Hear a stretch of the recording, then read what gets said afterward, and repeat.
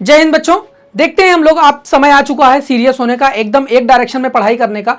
तो हम लोग देखते हैं भैया, यहाँ पे 60 डे ब्रेकडाउन स्ट्रेटजी है फॉर द नीट। आपको लास्ट के 60 दिन में आपकी क्या प्रैक्टिस रहनी चाहिए, कैसे क्या प्रोसेस रहना चाहिए और क्या आपकी स्ट्रेटजीज होनी चाहिए। तो सबसे पहले बच्चों हम लोगों ने इनको 3 फेजेस में डिवाइड करके रखा है। फाउंडेशन डे 1 से 30 तक, दूसरी चीज इंटेंसिटी, किस इंटेंसिटी से आपकी प्रैक्टिस होगी, और सबसे लास्ट में मास्टरी। और देखते हैं mastering the 90 questions out of 360। सबसे पहली चीज बायोलॉजी की स्ट्रेटजी देखते हैं अगर हम, तो यहाँ पर सबसे पहले हम लोगों को हाई वेटेज चैप्टर्स को कवर करना है, यानी कि जिन चैप्टर से आपके ज्यादा से ज्यादा क्वेश्चन आने के चांसेस हैं। देखिए क्लास 11 के हाई वेटेज चैप्टर कौन कौन से हैं भैया? Diversity in living organism chapter हो गया, जी हाँ, cell the unit of life हो गया, बायोमोलिक्यूल्स हो गया, ह्यूमन फिजियोलॉजी। एक चीज जरूर ध्यान दीजिएगा, यहाँ पर ह्यूमन फिजियोलॉजी का डिस्कशन है, तो डाइजेस्टिव, ब्रीदिंग, सर्कुलेटरी और एक्सक्रीटरी वाला पार्ट है। फिर यहाँ पर हम लोग और क्लास 12 के चैप्टर्स पर आ जाते हैं बच्चों। तो यहाँ पर क्या है, रिप्रोडक्शन वाला पार्ट हो गया, जहाँ पे प्लांट्स और ह्यूमंस में दोनों। यहाँ से भैया बढ़ बढ़ के क्वेश्चंस आते हैं, 5-6 क्वेश्चंस दोनों चैप्टर से आते हैं।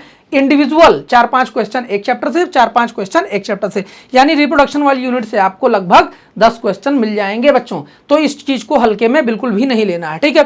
फिर genetics and evolution, most important भाई, मोस्ट इंपॉर्टेंट चैप्टर जेनेटिक्स और इवोल्यूशन। फिर बायोटेक्नोलॉजी वाली यूनिट आपकी काफी इंपॉर्टेंट है। ह्यूमन हेल्थ एंड डिजीज, यहाँ से आपको फ्री के क्वेश्चंस मिल जाएंगे, बहुत ज्यादा इसमें मेहनत करनी नहीं है, कोई कॉन्सेप्ट जैसी चीजें नहीं है, तो इन चीज को भी आपको प्रिपेयर करके रखना है। आगे आ जाते हैं और बच गया इकोलॉजी वाला पार्ट। इकोलॉजी आपकी बहुत इंपॉर्टेंट यूनिट है, यहाँ पर भी डाटा है बहुत ज्यादा। ऑर्गेनिज्म एंड पॉपुलेशन चैप्टर में ही थोड़ी सी चीजें हैं, बाकी सारी चीजें डाटा बेस्ड हैं, तो उनको आपको रटना है और वहां से आपके क्वेश्चंस आते ही आते हैं। तो भैया ये बायोलॉजी की स्ट्रेटजी जो है, आपको इस चीज को बच्चों जरूर करके रखनी है, इसमें आपको किसी प्रकार की लापरवाही नहीं करनी है। आइए अब आगे बढ़ते हैं और हम लोग इसी तरह देख लेते हैं केमिस्ट्री की क्या स्ट्रेटजी रहने वाली है। आप सभी को पता है 45 क्वेश्चन होते हैं, उसमें किसी को कोई दिक्कत नहीं है। फिजिकल केमिस्ट्री आपकी है, इनऑर्गेनिक और ऑर्गेनिक, ये 3 पार्ट्स में क्वेश्चन आते हैं। अब देखते हैं हम लोग physical chemistry, organic chemistry, inorganic. Physical chemistry के बारे में अगर हम लोग बात कर लें तो यहाँ पर हाई यील्ड चैप्टर कौन कौन से हैं? जी हाँ,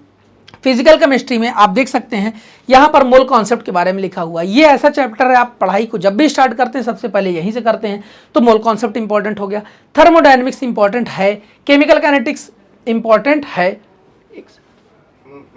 केमिकल काइनेटिक्स आपका इंपॉर्टेंट है, इलेक्ट्रोकेमिस्ट्री इंपॉर्टेंट है। देखिए आपको अगर मोल कॉन्सेप्ट की चीजें आ रही हैं तो सॉल्यूशन चैप्टर जो क्लास 12 का है वो भी कहीं ना कहीं आप इसको कवर कर लेंगे। तो ये कुछ ऐसे चैप्टर्स हैं जो कि काफी इंपॉर्टेंट है फिजिकल में, यहाँ पर प्रैक्टिस आप अच्छी करिए और चीजें हो जाएंगी, ठीक है। फिर आ जाते हैं हम इनऑर्गेनिक और ऑर्गेनिक।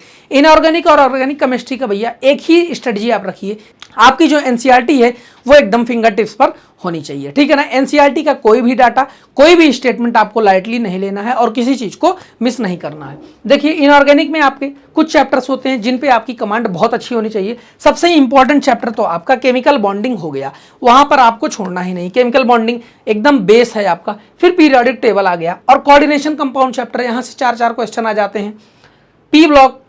पी ब्लॉक में बहुत डाउट है बच्चों को, पूरा पढ़ना है आधा पढ़ना है। सबसे पहली चीज अपने टीचर की, आप एक जो टीचर से पढ़ रहे हैं उसका नोट्स प्रॉपर फॉलो करिए, और नोट्स फॉलो करते करते सबसे बड़ी चीज ये मत भूल जाइएगा कि एनसीईआरटी को आपको जरूर देखना है। तो वहां से जो पार्ट करंट में आपके एग्जाम में आ रहा है, जो चीजें कटी नहीं है उन पे फोकस करना है, फालतू के डाटा को अपने दिमाग में रख के हैंग नहीं करना है, ठीक है ना। तो चलिए ये हो गया। And D and F block, D and F block chapter को आपको प्रिपेयर करना ही है। बच्चे इस चैप्टर में, इस वाले पार्ट में, डी एंड एफ ब्लॉक में काफी लापरवाही करते हैं और छोड़ देते हैं। नहीं, छोड़ना नहीं है, क्वेश्चंस आते हैं, इसलिए एनसीईआरटी आपको जरूर पढ़नी है। माना ये थोड़ा सा बोरिंग लगता है लेकिन आपको करना है, D and F block part को भी कंप्लीट करना है, ठीक है ना। चलिए ऑर्गेनिक केमिस्ट्री का देख लेते हैं। फोकस ऑर्गेनिक केमिस्ट्री में आपको जीओसी, इसको आपको प्रॉपर कॉन्सेप्ट के साथ ही सीखनी है। जीओसी आपका बेस है किसी भी ऑर्गेनिक के क्वेश्चंस को करने का, तो जीओसी आपको एकदम प्रॉपर कॉन्सेप्ट के साथ सीखनी है।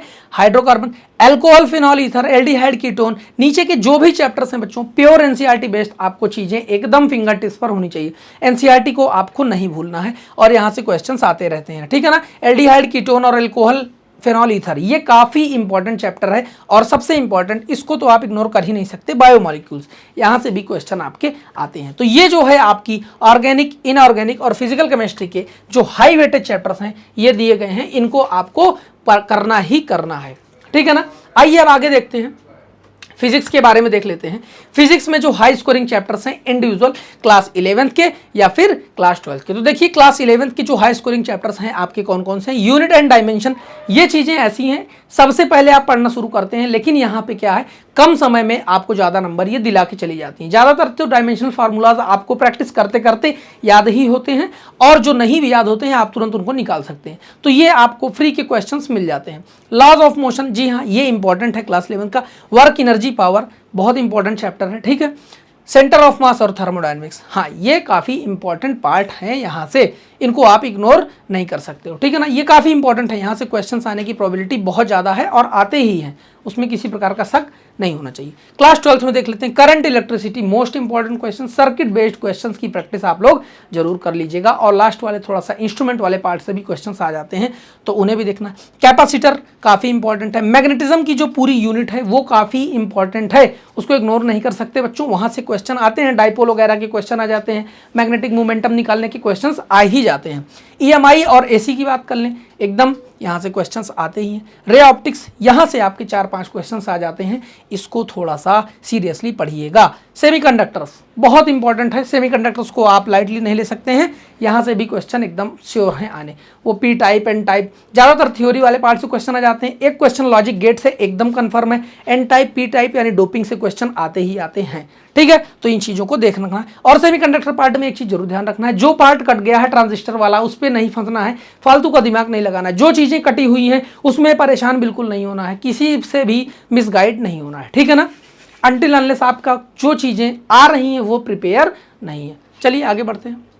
तो ये थी आपकी कुछ, हम लोगों ने हाई वेटेज चैप्टर जो थे उसको देख लिया। अब यहाँ पर देखते हैं फेज़ 1, फेज़ 2, फेज़ 3 में आप अपनी प्रिपरेशन को डिवाइड कर लीजिए। सबसे पहली चीज़ लास्ट 60 डेज में सबसे पहली चीज़ ये होती है कि आपको मॉक टेस्ट लगाने हैं। देखिए लास्ट के 15 दिनों में आपको क्या करने हैं, पेपर से जस्ट 1-2-3 दिन पहले आपको टेस्ट लगाने बंद कर देने हैं और केवल रिवीजन नॉर्मल रखना है विदाउट एनी पैनिक। लेकिन उसके पहले का जो स्ट्रेटजी है, लगभग 2 महीने बचे हैं, तो 30 दिन तो आप फिर भी अल्टरनेट क्या 4-5 दिन में एक बार मॉक टेस्ट एक लगा लीजिए, उससे आपकी प्रिपरेशन अच्छी होती रहेगी और आपको पता लगता रहेगा आप कहाँ स्टैंड कर रहे हैं। लेकिन जो नेक्स्ट अगले जो 30 दिन आते हैं पेपर के पहले, वहाँ पर आपको पूरी प्रयास कर रहा है कि आपका पर डे एक मॉक टेस्ट लग जाए। एक मॉक टेस्ट पर डे लगाइए और उसको प्रॉपरली एनालाइज करिए, चीज़ें कहाँ पे गलत हो रही हैं, और दिमाग से ये डाउट निकाल दीजिए कि जितनी देर में मॉक टेस्ट में दूंगा, एनालिसिस में दूंगा, उतनी देर में रिवीजन कर लूँगा। नहीं, ये तरीका गलत है, आपको मॉक टेस्ट देने ही देने हैं। तो यहाँ पर हमने 3 फेज में डिवाइड करके रखा है।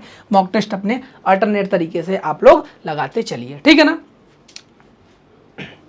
तो बच्चों ये थी कुछ आपकी एक स्ट्रेटजी जो आपको लास्ट 60 डेज की रखनी है, और अगर आप इस स्ट्रेटजी से ये हाई वेटेज चैप्टर्स आप करके जाते हैं तो एग्जाम में काफ़ी अच्छा आपको चीज़ें मिलेंगी वहाँ पर। और सबसे इंपॉर्टेंट चीज़, जाते जाते मैं आपको एक चीज़ ही बोलना चाहूँगा, वो ये है कि आप प्रिपरेशन अपनी दमदार तरीके से आगे बढ़ाइए, लेकिन आपको एनसीईआरटी को किसी भी पॉइंट पे मिस नहीं करना है। एनसीईआरटी को कम आंकने की बिल्कुल भी गलती नहीं करना है। चीज़ें एनसीईआरटी से ही आती थी, आती हैं और नीट एग्जाम में आती रहेंगी। बिल्कुल उस चीज़ के लिए पैनिक नहीं करना है और एनसीईआरटी को फोकस करते हुए अपनी प्रिपरेशन को एक डायरेक्शन में बच्चों आगे बढ़ाना है। और सबसे बड़ी चीज़, एक मैसेज और, कि सेल्फ डाउट आपको बिल्कुल नहीं करना है। चीज़ें हो जाएंगी, बस लगे रहना है, एक डायरेक्शन में मेहनत करते रहिए। Very best wishes from my side. जय हिंद, जय भारत।